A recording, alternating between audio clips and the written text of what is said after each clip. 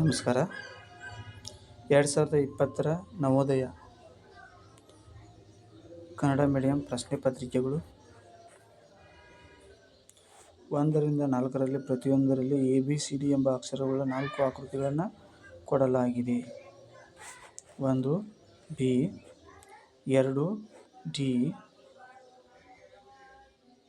3 A,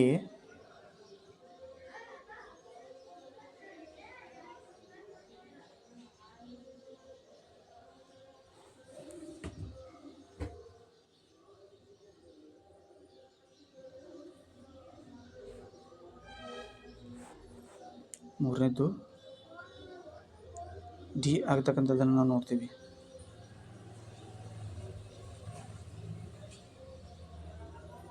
ಇನ್ನು 4ನೇದು A. ಭಾಗ 2ರಲ್ಲಿ 5 ರಿಂದ 8ರಲ್ಲಿ ಪ್ರಶ್ನೆ ರೂಪದ ಆಕೃತಿಯನ್ನು ಎಡಬದಿಗೆ ಕೊಡಲಾಗಿದೆ.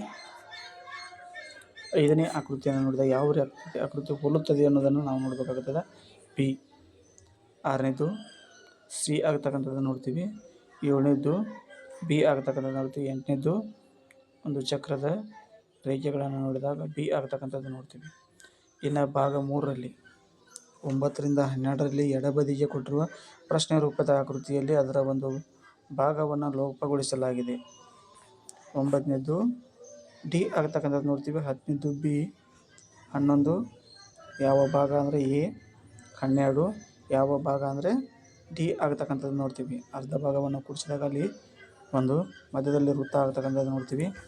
13 ರಿಂದ 16ರಲ್ಲಿ ಎಡಬದಿಗೆ 3 ಪ್ರಶ್ನೆ ರೂಪದ ಆಕೃತಿಗಳನ್ನು ಕೊಟ್ಟು 4ನೇ ಆಕೃತಿಯ ಸ್ಥಾನವನ್ನು ಖಾಲಿ ಇಡಲಾಗಿದೆ.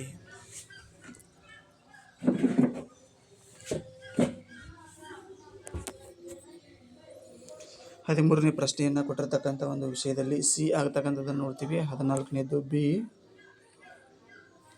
15 C ಆಗ್ತಕ್ಕಂಥದ್ದು ನೋಡ್ತೀವಿ. 16 B ಆಗ್ತಕ್ಕಂಥದ್ದು ನೋಡ್ತೀವಿ.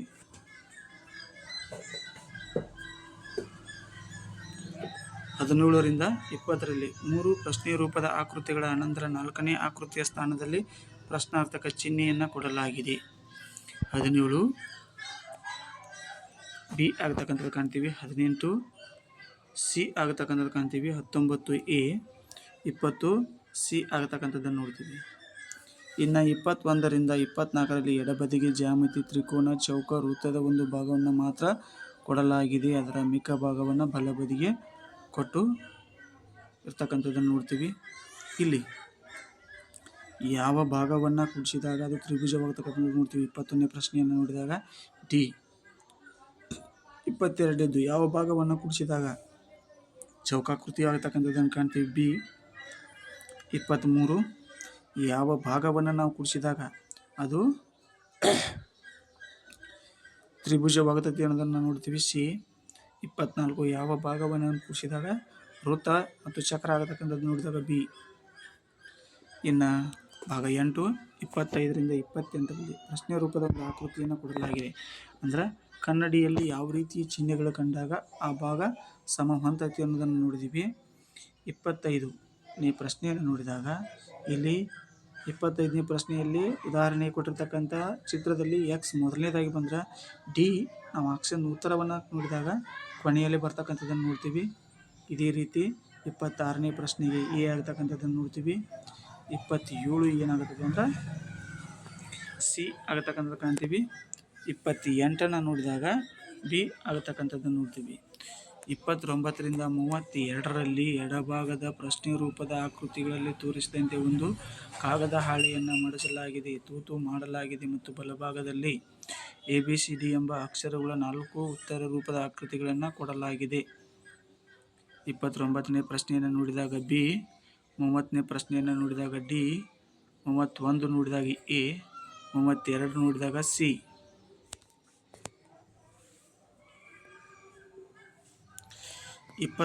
ರಿಂದ 32ರಲ್ಲಿ ಎಡಭಾಗದ ಪ್ರಶ್ನೆ ರೂಪದ ಆಕೃತಿಗಳಲ್ಲಿ ತೋರಿಸಿದಂತೆ ಒಂದು ಕಾಗದ ಹಾಳೆಯನ್ನು ಮಡಚಲಾಗಿದೆ ಮತ್ತು ತೂತ ಮಾಡಲಾಗಿದೆ.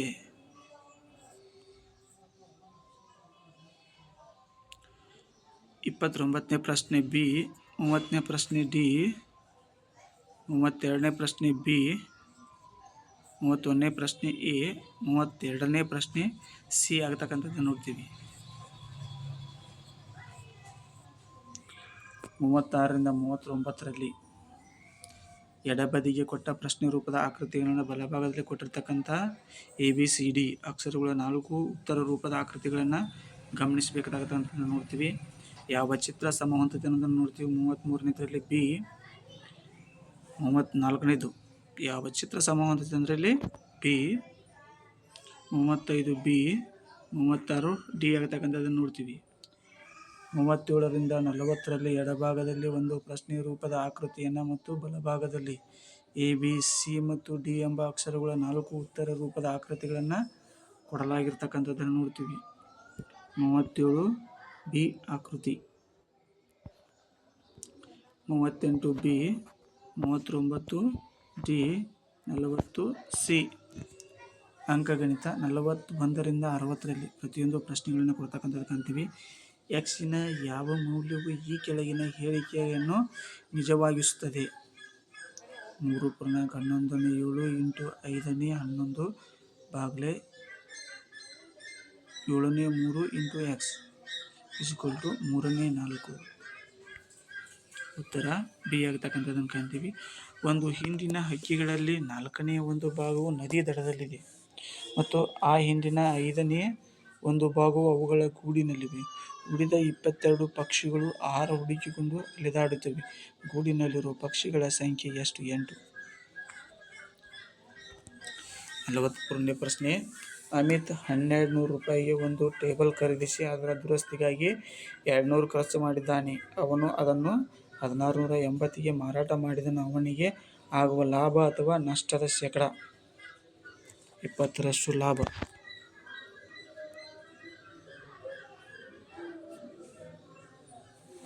ಈ ಕೆಳಗಿನ ಅಭಿವ್ಯಕ್ತಿಯ ಅಂದಾಜು ಫಲಿತಾಂಶ ಸಂಪೂರ್ಣ ಸಂಖ್ಯೆಯಲ್ಲಿ ಹುಡುಕಿಸಿ.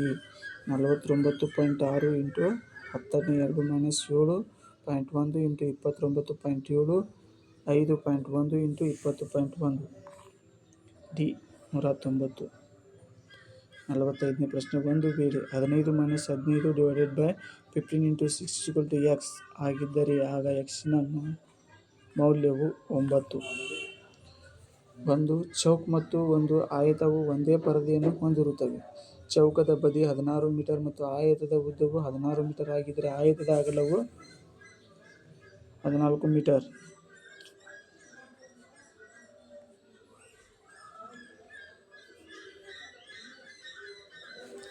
ಈ ಕೆಳಗಿನವುಗಳಲ್ಲಿ ಯಾವುದು 25ಕ್ಕೆ ಸಮನಾಗಿರುವುದಿಲ್ಲ? 24 + 2 ಇಂಟು 1 48. ಅತಿ ದೊಡ್ಡ 6 ಅಂಕಿಯ ಸಂಖ್ಯೆ ಅತಿ ದೊಡ್ಡ 5 ಅಂಕಿಯ ಸಂಖ್ಯೆಯ ನಡುವಿನ ವ್ಯತ್ಯಾಸವೇನು? 9 ಲಕ್ಷ.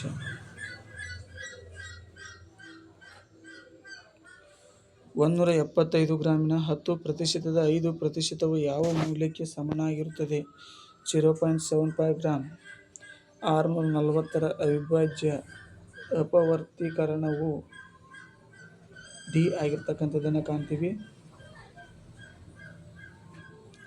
ನಾವು 4.2ನೇ 1 ಗಂಟೆಗಳ ಪ್ರಯಾಣದ ನಂತರ ಮಧ್ಯಾಹ್ನ 2:45ಕ್ಕೆ ನಮ್ಮ ಗಮ್ಯಸ್ಥಾನವನ್ನು ತಲುಪಿದೆವು. ನಾವು ಎಷ್ಟು ಗಂಟೆಗೆ ಪ್ರಯಾಣ ಪ್ರಾರಂಭಿಸಿದೆವು? C 10:15 AM. 45, 60, 75ರ ಮಸಾ ಮತ್ತು ಲಸಾ 915.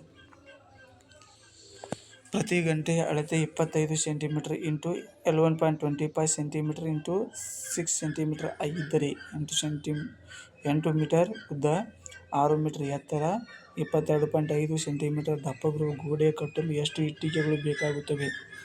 ಸಿ 6454. ಎಷ್ಟು ವರ್ಷಗಳಲ್ಲಿ? 1200 ಮೊತ್ತವು ವಾರ್ಷಿಕ 5% ಸರಳ ಬಡ್ಡಿ ದರದಲ್ಲಿ 1800ಗಳಾಗುತ್ತದೆ. 10.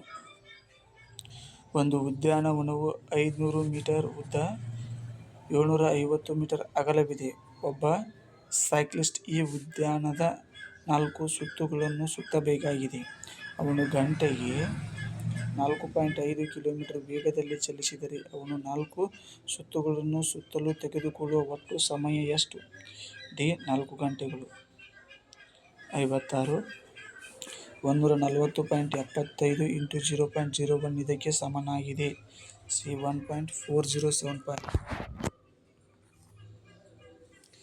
8ನೇ 3/3ನೇ 5 ಮೈನಸ್ 6ನೇ 1 ಪ್ಲಸ್ 8ನೇ 5ಕ್ಕೆ ಸಮ. 8ನೇ 7. 0.9 ಡಿವೈಡೆಡ್ ಬೈ 0.3 ಇಂಟು 0.3 ಯ ಮೌಲ್ಯವು ಡಿ 10. ಒಂದು ಸಂಖ್ಯೆಯ ಬಿ ಮತ್ತೊಂದು ಸಂಖ್ಯೆಯ ಸಿ ಗಿಂತ 10% ಕಡಿಮೆ ಮತ್ತು ಸಿ 150ಗಿಂತ 5% ಹೆಚ್ಚಿದ್ದರೆ ಆಗ ಬಿ ನ ಮೌಲ್ಯ 141.75. ಅತಿ ದೊಡ್ಡ 7 ಅಂಕಿಯ ಸಂಖ್ಯೆ ಮತ್ತು ಅತಿ ಚಿಕ್ಕ 4 ಅಂಕಿಯ ಸಂಖ್ಯೆಯ ನಡುವಿನ ವ್ಯತ್ಯಾಸ 999899. ಇನ್ನು ವಾಕ್ಯ ಸಮುದಾಯವನ್ನು ನಾವು ಪರಿಗಣಿಸಿದಾಗ ಮೊದಲನೆಯ ವಾಕ್ಯ ಸಮುದಾಯ ಪ್ರಯಾಣವು ಮನರಂಜನೆ ಮತ್ತು ಶೈಕ್ಷಣಿಕ ಎರಡೂ ಆಗಿದೆ. ಇದನ್ನು ಯಾವಾಗಲೂ ಶಿಕ್ಷಣದ ಪ್ರಮುಖ ಭಾಗವೆಂದೇ ಪರಿಗಣಿಸಲಾಗಿದೆ. ಯುರೋಪಿನಲ್ಲಿ ಒಬ್ಬ ಯುವಕ ಯುರೋಪಿನ ಅನೇಕ ದೇಶಗಳಲ್ಲಿ ಪ್ರಯಾಣಿಸಿದಾಗ ಮಾತ್ರ ಪೂರ್ಣ ವಿದ್ಯಾವಂತನೆಂದು ಪರಿಗಣಿಸಲಾಗುತ್ತದೆ. ಪ್ರಾಚೀನ ಭಾರತದಲ್ಲಿಯೂ ಕೂಡ ಋಷಿಮುನಿಗಳು ಪ್ರಯಾಣದ ಮಹತ್ವ ಮತ್ತು ಮೌಲ್ಯವನ್ನು ಅರ್ಥ ಮಾಡಿಕೊಂಡಿದ್ದರು. ಅವರು ಭಾರತದ ವಿವಿಧ ಭಾಗಗಳಲ್ಲಿರುವ ವಿವಿಧ ಯಾತ್ರಾ ಕೇಂದ್ರಗಳಿಗೆ ಭೇಟಿ ನೀಡುವುದು ಎಲ್ಲರ ಧಾರ್ಮಿಕ ಕರ್ತವ್ಯವಾಗಿದೆ ಎಂದು ತಿಳಿದಿದ್ದರು. ಇದರಿಂದ ಭಾರತೀಯರಲ್ಲಿ ಏಕತೆಯ ಭಾವನೆ ಪ್ರೋತ್ಸಾಹ ಸಿಕ್ಕಿತು. 61. ಒಬ್ಬರು ನಿಜವಾದ ಶಿಕ್ಷಣವನ್ನು ಪಡೆಯಲು ಬಯಸಿದರೆ ಡ್ಯಾಶ್ ಮಾಡುವುದು ಅತಿ ಮುಖ್ಯ. ಪ್ರಯಾಣ. 62. ಈ ಕೆಳಗಿನ ಪದಗಳಲ್ಲಿ ಯಾವುದು ಮನರಂಜನೆಗೆ ಸಮಾನಾರ್ಥಕವಾಗಿದೆ? ರೋಮಾಂಚನೀಯ.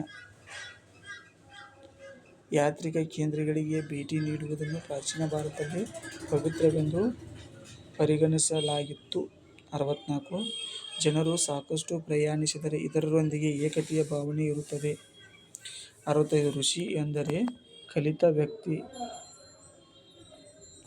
ತನ್ನ ಕೊನೆಯ ಛಾವಣಿಯ ಮೇಲೆ ಅಂಟಿಸಿರುವ ನಕ್ಷತ್ರಗಳನ್ನು ವೀಕ್ಷಿಸುತ್ತಾ ಹೇಮಾ ತನ್ನ ಹಾಸಿಗೆಯ ಮೇಲೆ ಮಲಗಿದಳು. ಯಾವುದೊಂದು ಬಟ್ಟೆಗಳು ತನಗೆ ಸರಿ ಹೊಂದುತ್ತಿಲ್ಲವೆಂದು ಅವಳು ಅಸಮಾಧಾನಗೊಂಡಿದ್ದಳು. ಅವಳು ಮತ್ತೆ ಒಂದೊಂದಾಗಿ ಎಲ್ಲ ಬಟ್ಟೆಗಳನ್ನು ಧರಿಸಿ ನೋಡಿದಳು. ಅವು ತುಂಬ ಬಿಗಿಯಾಗಿಯೂ ಇಲ್ಲ, ತುಂಬ ಚಿಕ್ಕದಾಗಿಯೂ ಇದ್ದವು. ಬೀರು ತುಂಬ ಬಟ್ಟೆಗಳಿದ್ದರೂ ಹೇಮಾಳಿಗೆ ಅವುಗಳಲ್ಲಿ ಯಾವುದನ್ನೂ ಧರಿಸಲು ಸಾಧ್ಯವಾಗಿಲ್ಲ. ಅವಳಿಗೆ ಒಂದು ಅದ್ಭುತವಾದ ಆಲೋಚನೆ ಹೊಳೆಯಿತು. ಅವಳ ಕಣ್ಣುಗಳಲ್ಲಿ ಕಾಂತಿ ತುಂಬಿ ತನ್ನ ತಾಯಿಯ ಕೋಣೆಗೆ ಓಡಿದಳು. ಅಮ್ಮ, ನನಗೆ ಹೊಸ ಬಟ್ಟೆ ಬೇಕು ಎಂದು ತಾಯಿಯನ್ನು ಕೇಳಿದಳು ಮತ್ತು ತನ್ನ ತಾಯಿಗೆ, ನಾನು ನನ್ನ ಎಲ್ಲ ಬಟ್ಟೆಗಳನ್ನು ದಾನದ ರೂಪದಲ್ಲಿ ಕೊಟ್ಟ ನಂತರವೇ ನಿಮ್ಮಿಂದ ಬಟ್ಟೆಗಳನ್ನು ಪಡೆಯುವೆ ಎಂದು ಹೇಳಿದಳು. ಇನ್ನು ಮುಂದೆ ಬಟ್ಟೆಗಳನ್ನು ಒಟ್ಟುಗೂಡಿಸುವುದಿಲ್ಲ. ಅವಳ ತಾಯಿಯು ನಸುನಕ್ಕು ಮಗಳನ್ನು ತಬ್ಬಿಕೊಂಡಳು. ಅವಳಿಗೆ ಹೃದಯಿಯಾದ ಮಗಳು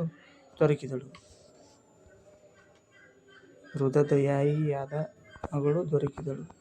ಹೇಮಾ ತನ್ನ ಹಾಸಿಗೆಯ ಮೇಲೆ ಮಲಗಿದ್ದಳು, ಏಕೆಂದರೆ ಅವಳು ಏನನ್ನು ಧರಿಸಬೇಕೆಂದು ಯೋಚಿಸುತ್ತಿದ್ದಳು. 67ನೇ ಪ್ರಶ್ನೆ. ಅವಳು ತನ್ನ ಯಾವ ಬಟ್ಟೆಗಳನ್ನು ಹಾಕಿಕೊಳ್ಳಲು ಆಗುತ್ತಿರಲಿಲ್ಲ, ಏಕೆಂದರೆ ಯಾವ ಬಟ್ಟೆಯೂ ಅವಳಿಗೆ ಹೊದಿಕೆಯಾಗಲಿಲ್ಲ.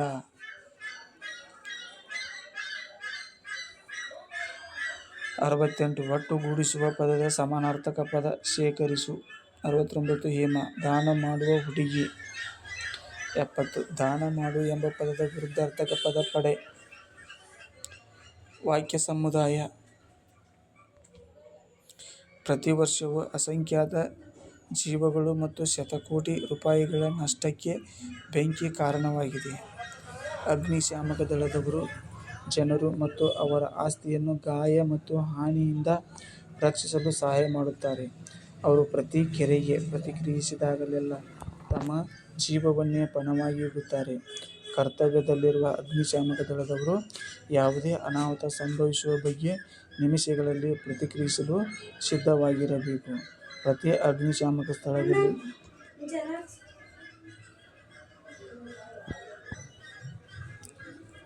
ಅಗ್ನಿಶಾಮಕ ದಳದ ಬಗ್ಗೆ ಯಾವುದು ನಿಜವಲ್ಲ.